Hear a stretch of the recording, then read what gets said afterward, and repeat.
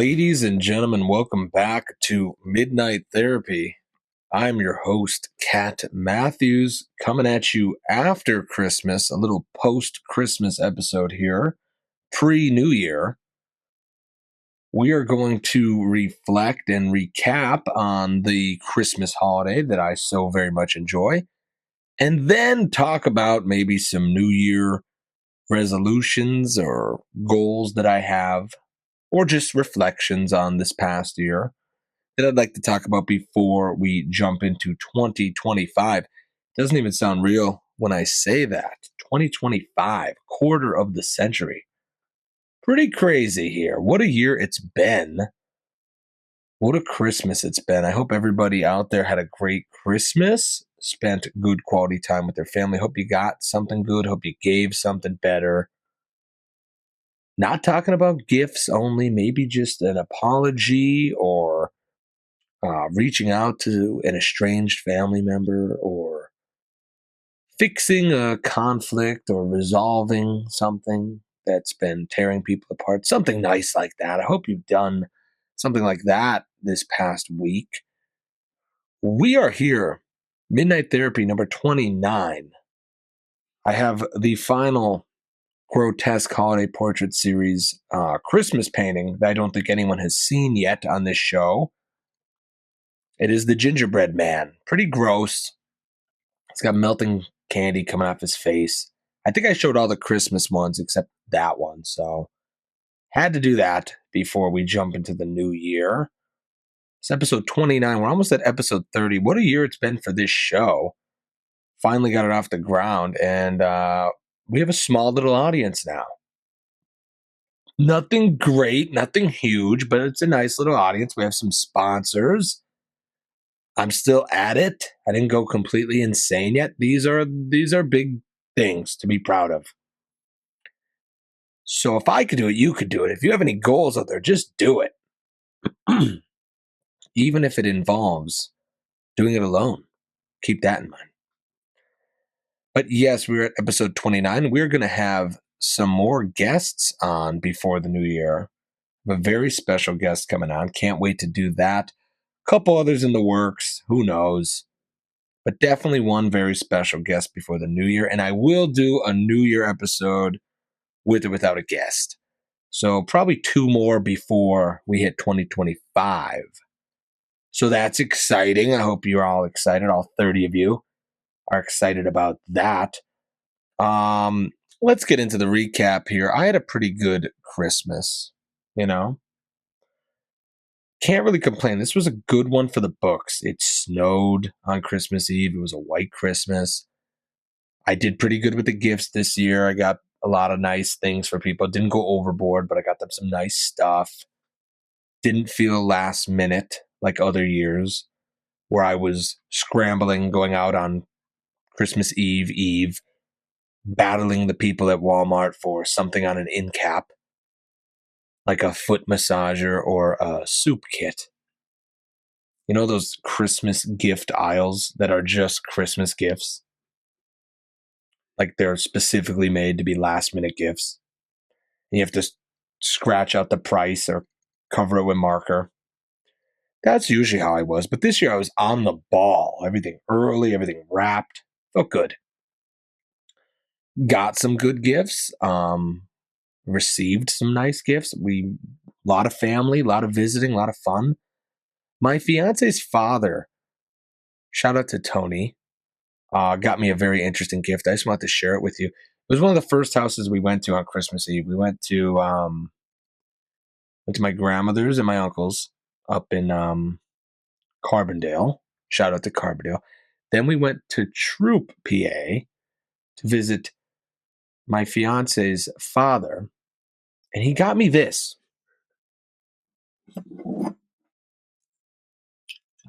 Very nice. Didn't know what to do with it, but I thought it was quite perfect of a gift. I was very excited. Had it on there was like I don't know, sheath for it, and I had it, on my side as I went to the next house, and everyone's like, "What are you doing?" I was like, "It's my gift." Later on in the night, I cut a cake with it, served cake with it. I was opening packages for people, like taped packages. They couldn't get the tape. I was like, shing. I don't know. I guess it's pretty dangerous. Someone said it might be illegal, but I don't know. It was a gift. Thank you, Tony, for that. For the record, my fiance's father and my father are both named Tony. They are different people.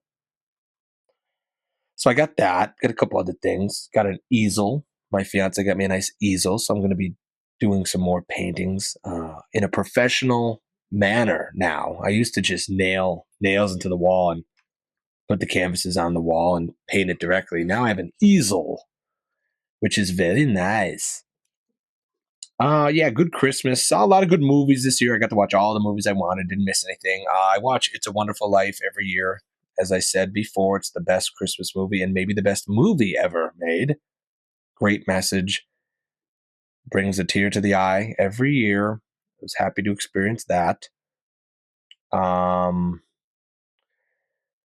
My uncle Dave, shout out, as you heard me speak of before, I mentioned it before, he got me a pound of supersada.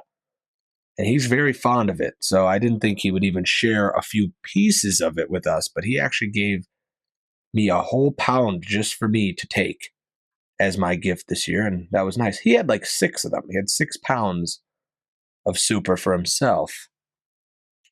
But fortunately, he gave us a pound to go, which I was very grateful for. Had it with eggs today in the morning. Very good. Very nice treat for the holiday. Shout out to Uncle Dave for the super sod. Went out shopping after Christmas, got very depressed. Anytime after Christmas, I get depressed, because the joy ends and it just becomes bitter winter up here in NEPA, Northeast PA, that is. That's why I think Christmas should be maybe like the end of February, sort of in the middle of winter. So you have more time to look forward to something in the dark winter time where it's dark at 4:30 p.m. See, Christmas is a little early. It gets wintry around, I don't know, December, maybe late November. And then it's bam, Christmas. And then it's January, February, March of just nothing but miserable cold. So right after that Christmas, you have a prolonged period until New Year's. That's this time, Christmas till New Year's, where it's kind of okay. But then you're reminded that the corporate American goal is just to sell you more crap. And you go out shopping the day after Christmas and they already turned the whole store over back to normal. All the Christmas stuff is moved at Walmart outside to the garden area where it is 50% off and everybody attacks it like a zombie apocalypse for no reason. For no reason other than to discover it a year later and say, hey, look, Robert, we bought this last year on the clearance at the Walmart. Let's put it up. That's it. You buy it, you put it in the basement, but it's all gone. It was all gone by the time we got there. It was kind of sad. They already had Valentine's Day stuff out, which is a fake holiday. Valentine's Day is a fake holiday. It's not a real holiday. It's just a made up corporate holiday to sell heart shaped objects to prove your love to people. So that was sad, but the stores were pretty turned over quick. When I was shopping, I got even more aggravated because I saw these cat toys. Now, not really a cat person. I'm more of a dog person, but cats annoy me because they're very like high maintenance and they're very you don't get a lot for what you put into cats. You love them and you care for them. They really don't really love you. They kind of just hate you. They just wait for their food and they say, leave me alone. And they're not really loving like a dog. Can't really play with a cat. Can't walk a cat. Cat's not going to come check on you. But you spend a lot on cats. My fiance always wants to buy the cats more like toys and stuff. And I saw this one toy. It was made of actual cardboard. If you're a cat person or you've bought cat toys, you know what I'm talking about. Like, if you're going to rip us off, at least put some effort into it. Put some effort into it. But this was like a scrap cardboard toy. It was like a wheel of cardboard, like a circle, with a ball in it that rolled around, and it was made of cardboard. And they wanted $9.99 for it, and people were buying it. Couldn't believe it. That's how low it is. It's like these people will buy anything. Watch. They put a sticker that said cat toy on scrap cardboard, and people were buying it. That clearly irritated me to a point of no return. So going out shopping after Christmas, I wouldn't recommend. If you're at all like me, it was not fun. But overall, Christmas was quite good. I had a very good Christmas this year. I had a lot of fun. I enjoyed it very much. I'm sad to see it go, but I'm excited for what's to come in the new year, which we're going to get back into now that the festive season is over. Please enjoy a few more days of the lights. You know, hate to see them go also. It feels so festive in here. But yeah, Christmas is definitely over. And moving forward, we're going to talk about the new year and what's to come. This is going to be a quick episode. I just want to do a little reflecting. We're going to get a little serious here. We're going to get a little therapeutic here. After all, it is midnight therapy. Before we do, a big shout out to the show's first sponsor, Three Saints Barber Shop, located in historic downtown Jessup, Pennsylvania.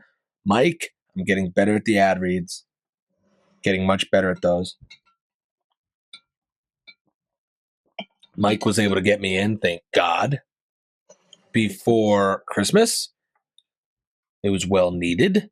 He was working non-stop this season, so shout out to him and all he does always, and his wonderful staff at Three Saints Barbershop. Also, Jack's Pub and Eatery, the other sponsor of the show, very busy. We spent a lot of time there this year, as always, and a lot of time there this Christmas season. Had a lot of fun there. Great times always. Best bar in town, best wings around. Jack's Pub and Eatery. Now, moving on, 2025. What is in store? What was 2024? Was it good? Was it not good? I have a lot of feelings, a lot of mixed emotions about 2024. Of course, politically, a historic year filled with chaos and craziness like never before. We're not really going to get into that so much. You guys have other media to get into that, and you get all the sound bites and the clickbait and all the crap from everyone else. I'm going to get a little more personal. I'm going to talk more about me, my personal feelings of this year, and what I hope comes next year. This was a very big year for me. Of course, I started this show. It's the first year of the show. I had this show as like a vision or a dream for a long time. Never knew what it would really be. A lot of time doubting myself and a lot of time second guessing and thinking I couldn't do it. And I needed all this equipment. I needed the right set and I needed a professional editor and all the stuff that people do to talk themselves out of shit is what I would tell myself. Um, some people have a problem for every solution. And I think I was one of those people for a long time. And this year I kind of said, no, like you can do it. And I just started. Here we are. And it's going. Doesn't have to be a channel with 8 million subscribers making tons of money or making any money. It just has to be, a show. That's all the goal has to be. You should set realistic goals for yourself. That's kind of what I learned this year. I also learned that if you are going the wrong way and you are open to whatever you want to call it, the universe, God, certain energies, if you're open to them, they will tell you what you're doing wrong. You will feel it inside you, what you're doing wrong. And that happened to me. I had a very crazy experience this year. Terrible anxiety, terrible depression. Hit me like a ton of bricks. And at first I was so confused, but then I realized what it was and I had to make some changes. Not crazy changes, but I had to change the trajectory that my life was going a little. And I've done so, and I feel immensely better. Thank you to the support system and people around me for that. But it's not all sunshine and rainbows, folks. And people might try to tell you it is, but everybody struggles. I'm a nobody here. I'm not claiming to be anybody, but I definitely struggle a lot. and have and continue to. But I get up every day and I keep going.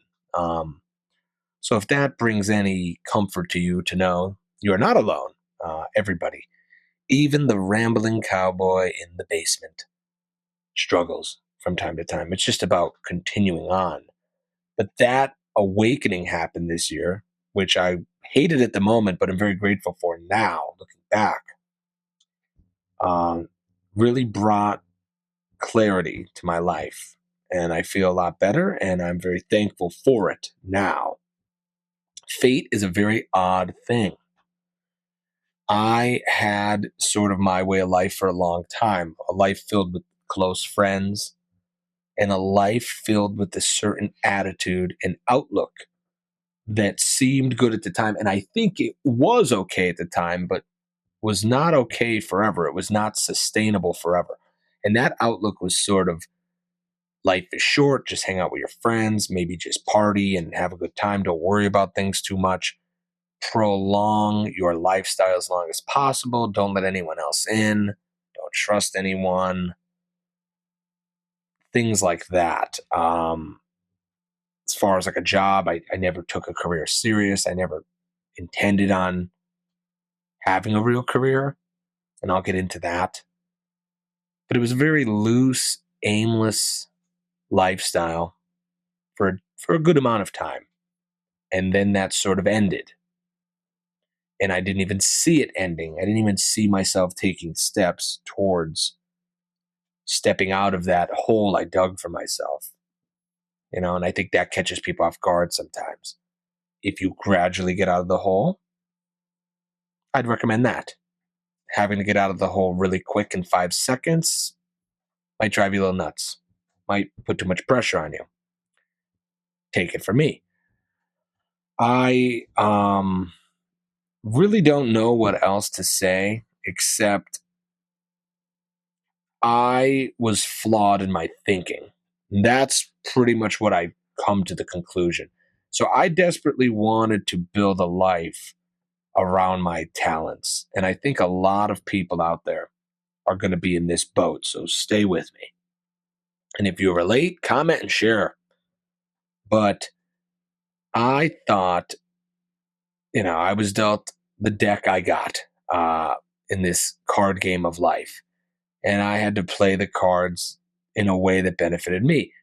And the one advantage I had was I had a couple good cards that weren't easily playable, but when played right, could bring you a lot of winnings. And that was the talents: music, art, comedy. Let's just say those. I was always funny. I always loved music and was decent at it, if I could say that. And same with art. I was always good at art and loved art. So I thought I would find a way to get out of the rat race by pursuing one of those avenues. Now, there's countless examples of people just say, I just want to be famous. I just want to be famous. And they have no way to get there. They have the end, but they don't have the means. Me, I never felt like one of those people that were unrealistic because I did have the means. Like with music, I was writing the songs. We were making the songs. We were building a brand. With art, I had the paintings. I had the gallery openings. I had the education. I went to school. I got an art degree. I studied abroad. With comedy, I was actually doing stand up, and it wasn't always great. I was writing new sets every time. I would never reuse a joke.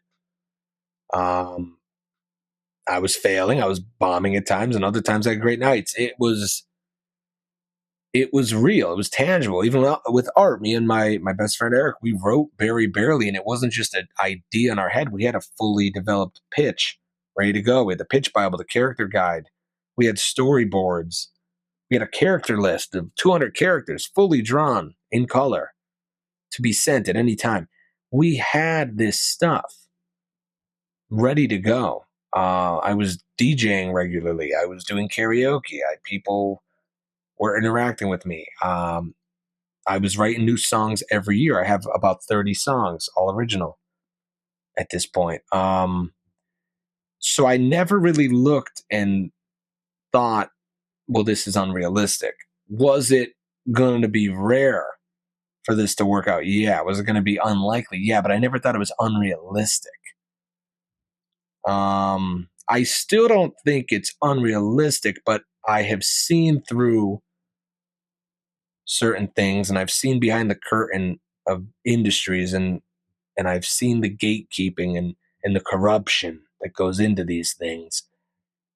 And it's not that I'm discouraged, but I'm more realistic now than I was, let's say, in the beginning of this year.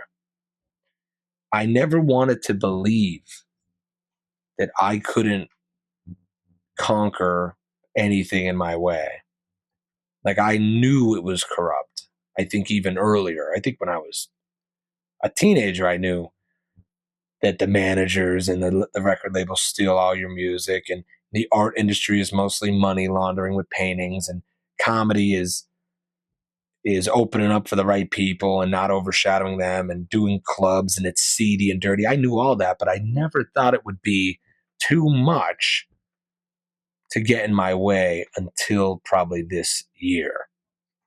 Now, I'm not saying I'm giving up by any means, so don't take it the wrong way, but I have a more realistic outlook on these things because of, say, my experience and I think just growing up. I don't know, they say your brain develops as a male at 25 or 26, so maybe mine just fully developed and I got an update.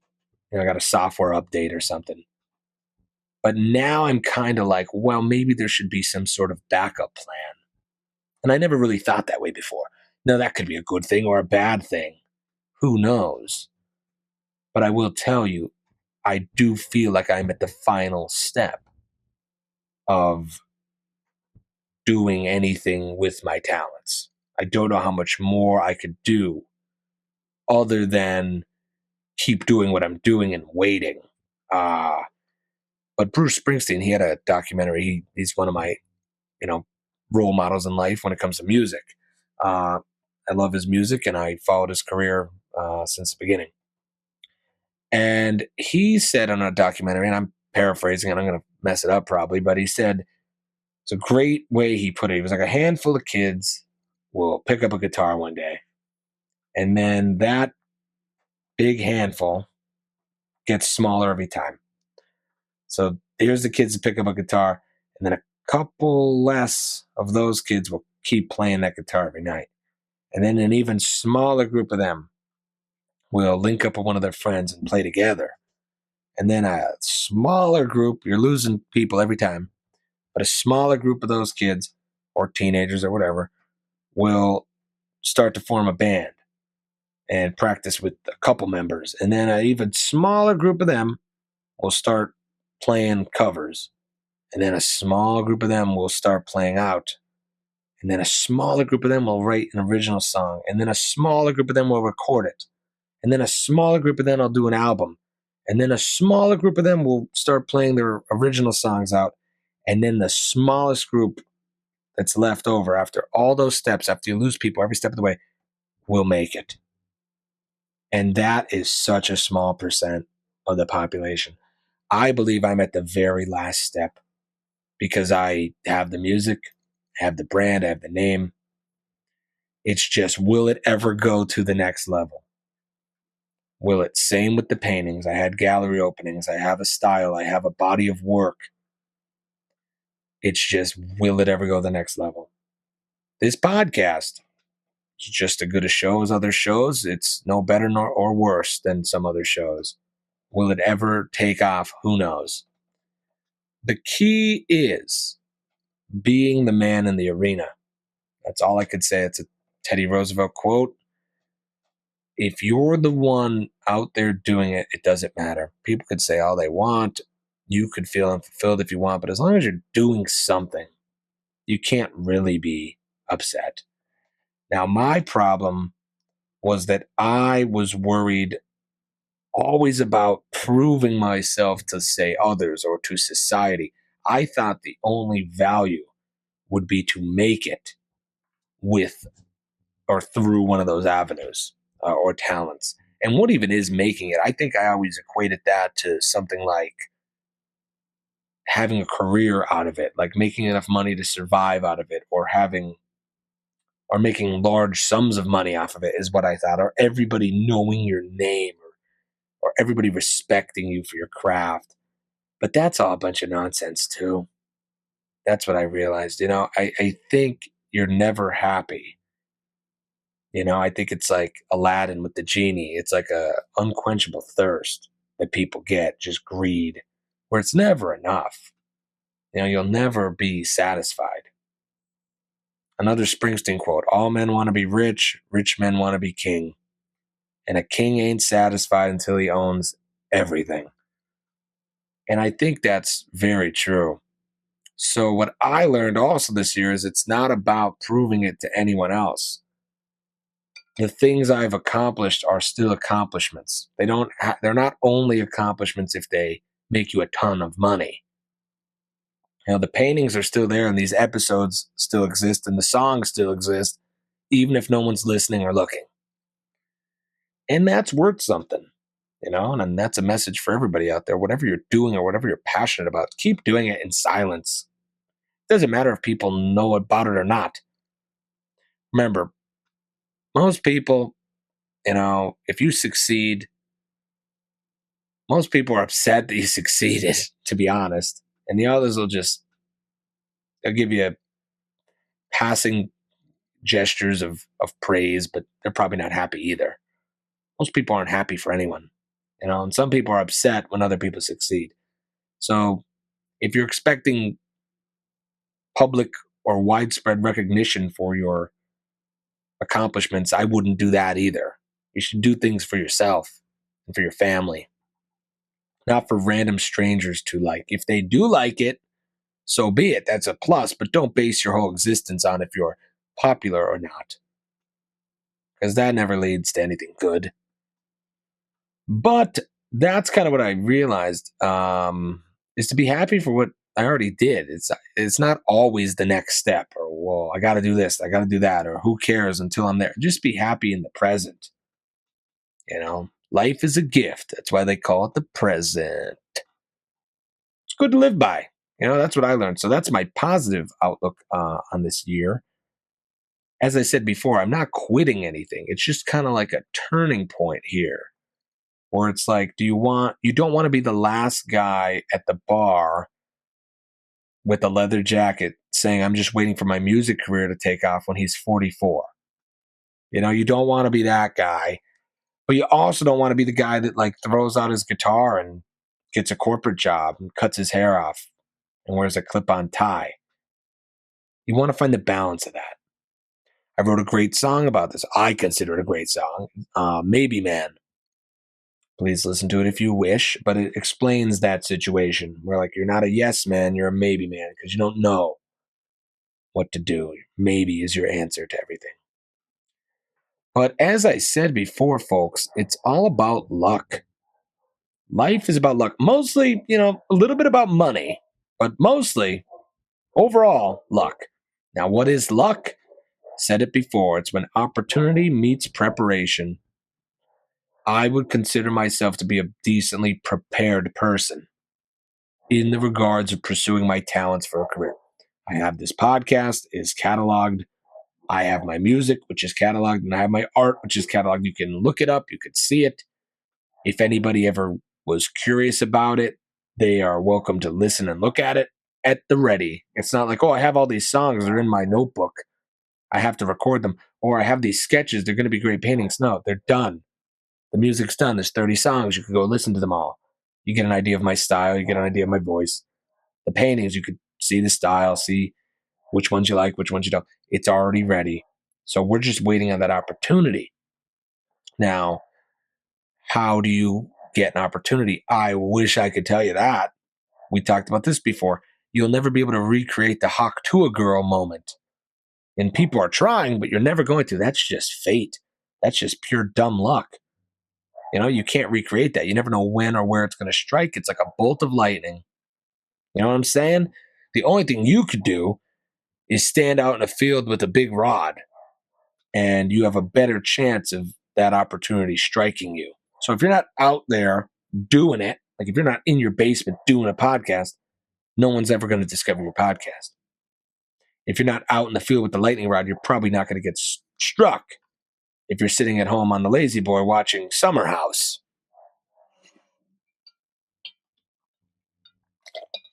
The only thing is, sometimes it's hard to stand out in that field with the lightning rod. You get tired. And is that happening to your trusty friend here, Cat Matthews? No. But will it? No promises. I don't know. I am just happy I have the motivation to keep doing all that I do day by day. I don't worry that I'm going to lose it one day. I'm not sick of it. I love doing it. I don't think I could do anything else but these weird things. But it's kind of like digging for gold. Like motivation is gold. And like the muse talks to you when it does. Whether it be a new song, a new painting idea, or a new topic for this podcast, as long as it keeps coming to me, I'll keep doing all that I do. There'll be new songs and new episodes and new paintings. And I hope that I'm prolific at this idea generation forever. But the question's always there, what if you're not? And that's scary sometimes. But I digress. I'm alive. I have a beautiful family. I have a great life. I'm very fortunate. Got through a lot. Plan to get through a lot more. You got to ground yourself once in a while. You don't want to think, oh man, well, I'm a failure because I don't have 8 million subscribers on my YouTube channel. Stop. Most people don't even have a YouTube channel. Most people don't even make music. Most people don't even paint. And most people would never sit in a basement with a cowboy hat and do a podcast monologue style weekly for an audience of 30. Like I said, most people won't, but if you're doing it, that makes you different than most people. I consider myself different than most people. And I'm fortunate and grateful for that. That is sort of my yearly reflection. There's a little melancholy in there. It's a little sad, but it's also very realistic, you know? So that's my honest and open, true, well, you asked sort of reflection of the year and what's to come. I hope to keep pursuing these talents and these endeavors in 2025, hopefully a little more aggressively. You know, I would like to get the songs heard and the podcast heard by more people, and I'd like people to see some of the art, and I'd like Barry Barely to take off for me and Eric so we don't have to be broke the rest of our lives. If it doesn't happen, oh well, still having fun on the way, on the ride, but that's the hope of 2025, you know? There's a lot to be thankful out there. As long as you're the man in the arena, and whatever that is, that could be your fitness journey, your mental health journey, it could be your career, it could be a hobby you have, it could be you want to run a marathon, or it could be you want to have a better relationship with a family member, or you want to fix your marriage, or it could be whatever. If you're watching the show, it's Midnight Therapy, but it's a different type of therapy. You know that. We could be completely goofy and then serious the next minute. That's the beauty of this basement show. But whatever it is, be the man in the arena. You know, be the one that others are judging. At least you're doing it. A lot of people are going to have a lot of comments to make, but remember, they're on the sidelines. They're in the crowd. They're not doing it. Who cares what they think? You're the one doing it. So do it well. Do it good. Do it like it's the start of a new year. Do it like every other year is in the past, and it's about to be January 1st of a new year. Do it like it's already a quarter way through the century. Do it like it's 2025 in a few days. Do it like you have full control. And do it like you have a solution for every problem rather than a problem for every solution. And I promise you, it will feel good. And if you don't believe me, remember, there was a time where I was just sitting in the basement with my great friend Mike, who I hope is doing well, playing guitar, dreaming about being a rock star, and we had no songs. We were just playing other people's songs. We were teenagers. We had no idea what we were doing. It was just a dream. It was just a dream, a thought. And then it turned into all these beautiful things like getting a better guitar and singing a little and getting in the studio and making tweaks and saving money and making album art and putting the album out. And now I have 30 some songs. This podcast was a stupid idea that I thought of one day and never thought it would become anything. And I had 5,000 reasons why it would never work out. And, oh, I already missed the bus. This is never going to be like Joe Rogan. Podcasts are already too popular. No one's going to listen. Everybody agreed. Oh, well, you have a podcast? Oh, that's interesting. Not. Barry Barely was an idea conceived at a coffee shop with me and Eric. One day, it was just a thought. No characters, no plot, no nothing. And then it's here. Everything that you think of could become a thing. The Grotesque Holiday Portrait series was once one sketch of a disgusting Frankenstein. That was all it was. That's all it was. And now it's a gallery shown series of artwork in which I hang a painting every week behind this show. It's all like manifestation. If you want it, it will happen. I mean that. I truly mean that. If you think it, it can be real with enough time and with enough ability to react to rejection and disappointment. Don't get me wrong. The music is very hard. Very barely, very hard. This, very hard. You're doing everything I've done that I just explained. You're putting in hours of your time, which could be used for leisure or to make more money. And you're getting nothing in return. You're not getting any recognition, no praise, and definitely no money. And you got to do that for years. Some of this is on like year 4 or 5. The music's on year 5. Made nothing from it. Spent thousands on it. And not to mention the blood, sweat, and tears and my soul that I dumped into those songs that all have a story.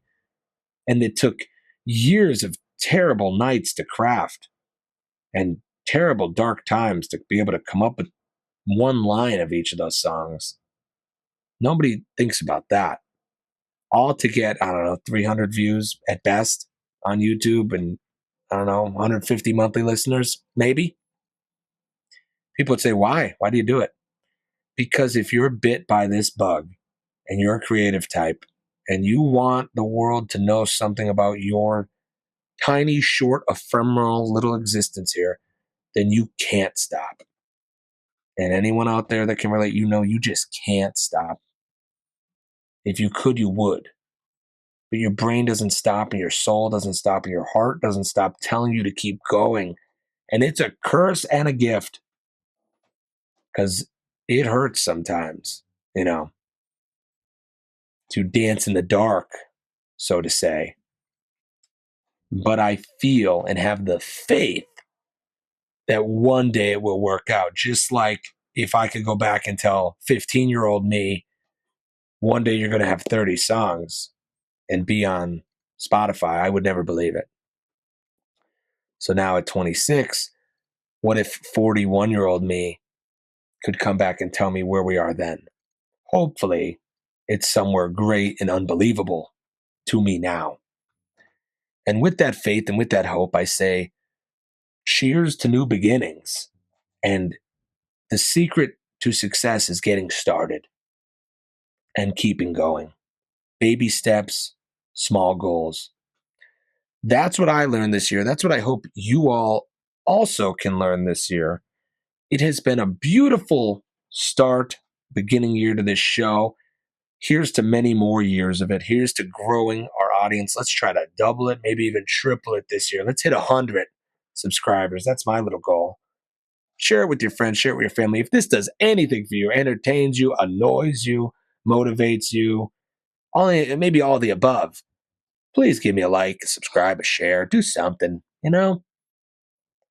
Got a couple more episodes for you. Like I said, a couple special guests coming on. That was my post-Christmas New Year's Eve-ish recap for the year 2024. Looking forward to 2025. As always, stay curious, my friends, and good night.